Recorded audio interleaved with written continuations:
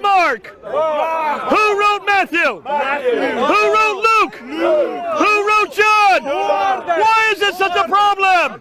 These authors know Jesus. Did they live with Jesus? Did they hear what he had to say?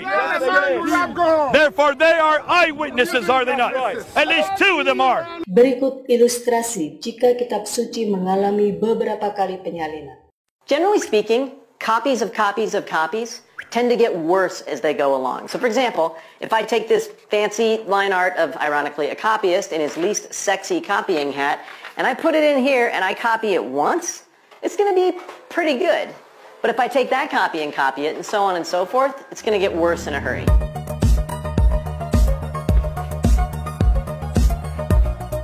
Look how much worse it's already getting. That's what the original looks like. This is what it looks like after 30-some generations of copies. And none of you are surprised because you know the copies of copies of copies are terrible. You understand the principle. But when it comes to the Bible, we've got a problem. We don't have this anymore. So how do we know that the Bible, which holds itself out to be a ridiculously important book, is anything more than a deteriorated version of the original? Is it possible for us to feel confidence that what we have in front of us is an accurate reflection of what was written down in the first place? Bahkan penentang kuat Profesor Bart Ehrman, yakni Profesor Daniel B. Wallace dari Dallas Theological Seminary, juga sepakat bahwa ada ratusan ribu manuskrip naskah Bible yang mengalami perbedaan dan kesalahan. We don't have the original manuscripts of the New Testament. They all disappeared within a century, I'm pretty convinced. And those manuscripts would have lasted as much as 80, 90 years, but would have fallen apart from all these copies being made. So we don't have the originals, they disappeared. And all the copies that we have disagree with each other at some point. Sometimes it's quite a few disagreements, but we have hundreds of thousands of textual variants among our manuscripts. So, a question to ask here is, how badly did the scribes corrupt the New Testament? It's absolutely proven that they did. No two manuscripts are alike, so unless one of them is pristine, every single scribe made mistakes. Question 6, have the Gospels been accurately preserved down through the centuries? This is a terrific question that I have been interested in for a very long time. My first interest in this particular question about the accurate preservation of the Gospels started out when I was a student at Moody Bible Institute. At Moody Bible Institute, I believed, as did my professors, that the Bible is without error in the autographs. In other words, the originals of the New Testament did not have mistakes in them, even if subsequent copies of the New Testament may have mistakes in them. The problem is, we don't have the originals of the New Testament. What we have are thousands of copies of the New Testament that were made, in most cases, centuries later. We don't have the originals. We have copies made centuries later. These copies that were made centuries later contain numerous mistakes, thousands of mistakes, tens of thousands of mistakes, hundreds of thousands of mistakes. This was a problem for me at Moody Bible Institute, and I decided that I wanted to learn more about the Greek manuscripts of the New Testament. I went to Princeton Theological Seminary to study with the foremost scholar in the field, Bruce Metzger. I devoted years of my life to this study. This has been the core of my research for the past 30 years. At some point, I came to the realization that my belief in the inerrancy of the autographs didn't make sense. If God inspired the Bible without error, why hadn't he preserved the Bible without error? I couldn't think of a good answer then, and I still can't think of a good answer now, even though I think I've heard every answer ever proposed. I couldn't any longer believe that God had inspired the originals because I was sure he had not preserved the original. Let me tell you now what I think about this entire situation, which is that we cannot know whether the Gospels have been preserved accurately through the ages, and I'm going to try and illustrate with you by explaining how it worked. Take the Gospel of Mark. Whenever Mark was written, say it was written in the year 65 or in the year 70, in the city of Rome, say, I don't know where it was made. Whoever wrote Mark put it in circulation, and somebody copied the Gospel of Mark. Then somebody copied that copy, and somebody copied the copy of the copy. Then somebody copied the copy of the copy of the copy of the copy. And we don't have any of those copies. Everybody who copied the text made mistakes. Our first surviving copy of Mark probably dates to around the year 220 A.D. That is, 150 years after Mark was first produced. Our first complete copy of Mark comes from the year 350, about 280 years after Mark. We have lots of copies from later times. From thousands of years, 1,000 years after Mark, we get lots of copies. When you compare all of these copies with one another, they all differ from one another. And what is striking is that the earlier you go to look at the manuscripts, the more differences you find. The earliest copies have the most mistakes. What would happen if we found copies that were still earlier? The only evidence we have is the evidence that survives, which suggests that in the early periods of copying, there was the most mistakes made. How many were made the first month, or the first year, or the first decade? How many mistakes were made in the copy of the copy of the copy, which served as the copy of all the copies that we now have? We have no way of knowing. If Craig thinks that we have a way of knowing how the gospel was changed in its first 100 years, I want to know what the answer is, because I've worked on this problem for 30 years, and I don't know of a way to know, and I've never seen a good explanation. You can't argue that we have lots and lots of copies of Mark, and therefore we know what was originally in Mark. These lots and lots of copies are from many centuries after Mark was written. How could we know that these copies stem from a correct copy instead of an errant copy? Our earliest ones are all highly errant. Sometimes you will hear Christian apologists say that the New Testament is the best attested book from antiquity, and therefore you can trust it. It's true it's the best attested book from antiquity, but the attestation is all from 1,000 years later. It doesn't make sense to say that you can trust it because it's well attested.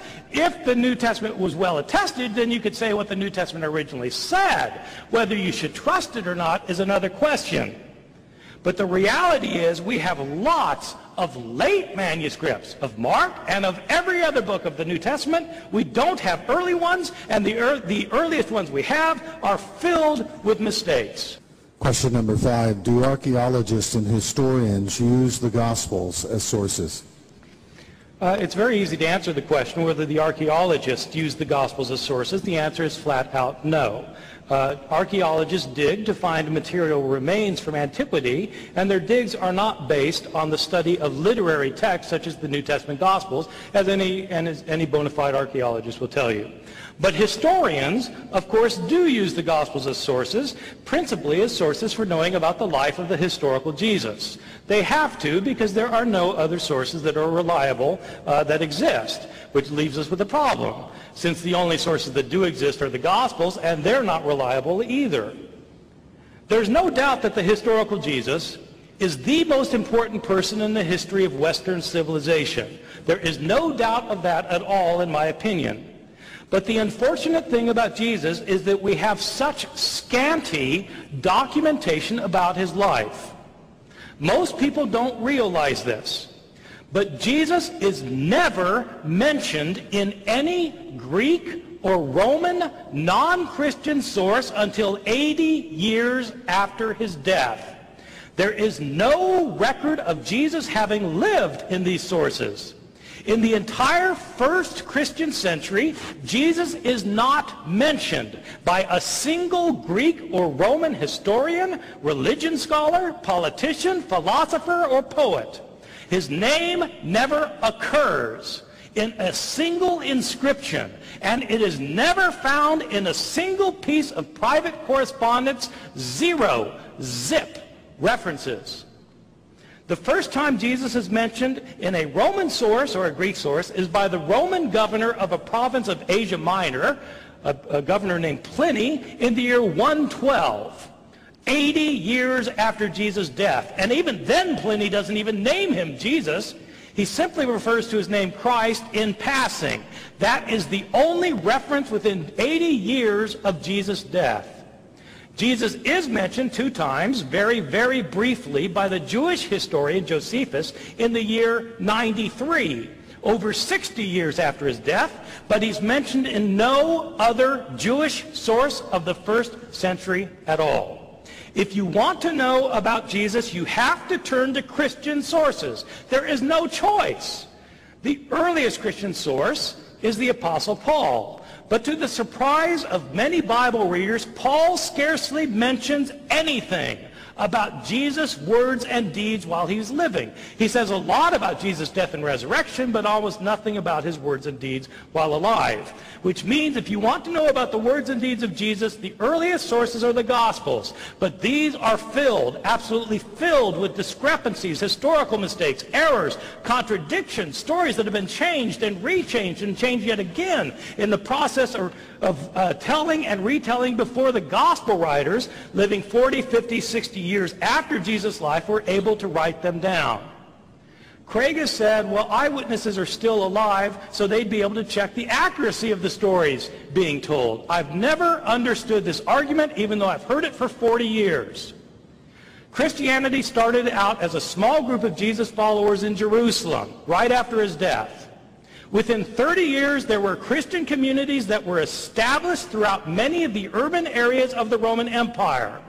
There were Christian churches in Palestine, in Syria, in Asia Minor, what we think of as Turkey, in Greece, in Rome, possibly in northern Africa, almost certainly in Alexandria, Egypt. Hundreds of people were converting. Thousands of people were converting. How did they convert? By people telling them stories about Jesus. Who was telling the stories? If I convert you, and you convert your wife, and your wife converts her next-door neighbor, and next-door neighbor converts her husband, and her husband converts a business associate who goes to another city and converts his business associate, who's telling the stories? Is it eyewitnesses? Are the 12 apostles of Jesus talking to everybody who's telling a story and saying, make sure you get that right? The eyewitnesses are probably in Jerusalem. Where are the eyewitnesses in Ephesus? Where are the eyewitnesses in Tarsus? Where are the eyewitnesses in Alexandria? They are not there. The stories are changed and rechanged over the years so that historians have to use these Gospels very carefully and critically because they don't contain eyewitness reports, and we can't assume that what they say is historically accurate. Question number 7, our final question. Do scribal errors and textual variants significantly impact any teaching of Jesus or any important Christian teaching? Let me start by saying that when Craig says that the following view is a view of skeptics, that we don't have the originals, we have only copies, that thousands of copies have thousands and 10,000s of mistakes, when he calls that the view of skeptics, it's true that is the view of skeptics, and it's the view of non-skeptics. It's the view of every scholar who works in this field, including Craig. Everybody agrees. We don't have the originals, we have thousands of copies, and the thousands of copies have tens, if not hundreds of thousands of differences among them.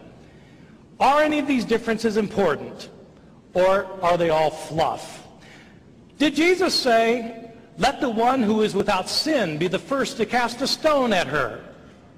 It's a wonderful and familiar saying of Jesus, but it's based on a scribal variation that is an error. It was not originally in the New Testament Gospels, as Craig has just told us. Did Jesus say, neither do I condemn you, go and sin no more? Well, does it matter whether Jesus said it or not? Turns out it's only in a textual variant. It was not in the original New Testament. Did Jesus say, go into all the world and preach the gospel to the whole creation? He who believes in me and is baptized will be saved, but he who does not will be condemned. It's found only in a textual variant. These are the signs that will accompany those who believe. In my name they will cast out demons. They will speak in new tongues. They will pick up serpents. And if they drink any deadly thing, it will not hurt them. They will lay their hands on the sick and they will recover. Does it matter if Jesus said it? It certainly matters to the Christian groups in the Appalachian Mountains who practice snake handling as part of their worship services. Did Jesus give the entire Lord's Prayer? or just half of it, as in Luke? Does it matter? It depends on which manuscript you read. Or do other textual variants matter? Does it matter whether the doctrine of the Trinity is explicitly taught in the New Testament? The only verse that comes close to teaching it directly is 1 John chapter 5, verses 7 and 8. There are three that bear witness in heaven, the Father, the Word, and the Spirit, and these three are one. Does it matter if that's in the New Testament? Does it matter whether the Gospel of John ever calls Jesus the unique God or not?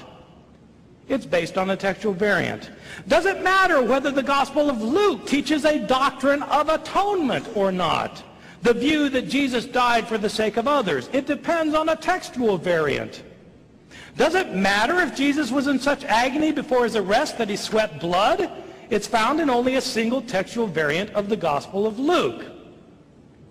Does it matter that entire words, lines, paragraphs, and pages were left out by some scribes? Does it matter that there are numerous places in the New Testament where scholars cannot decide what the original text said? Does it matter that there are some places where we will never know what the original author said? Does that matter or not? Many evangelical scholars claim that it doesn't matter. But I don't believe them, because these scholars devote their lives to studying the Greek manuscripts. Why would they do that if it doesn't matter?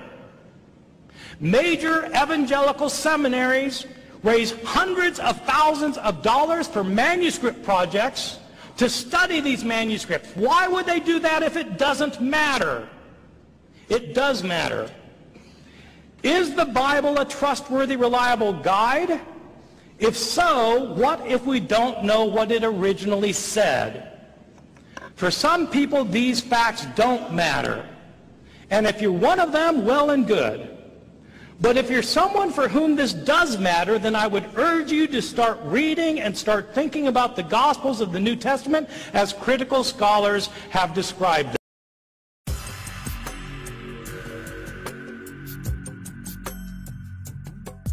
After high school, I decided I wanted to be completely committed to my Christian faith, and I decided for college to go to a fundamentalist Bible college. I majored in Bible and theology and spent 3 years doing almost nothing but study the Bible, memorizing the Bible and learning everything I could about the Bible, completely absorbed in the Bible because I was committed to the idea that the Bible was the inerrant revelation from God. There were no mistakes of any kind in the Bible.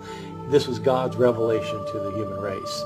When I finished, I went to the Christian Liberal Arts College to finish my degree, and I took as my foreign language requirement ancient Greek, so that I could read the New Testament in the original Greek language.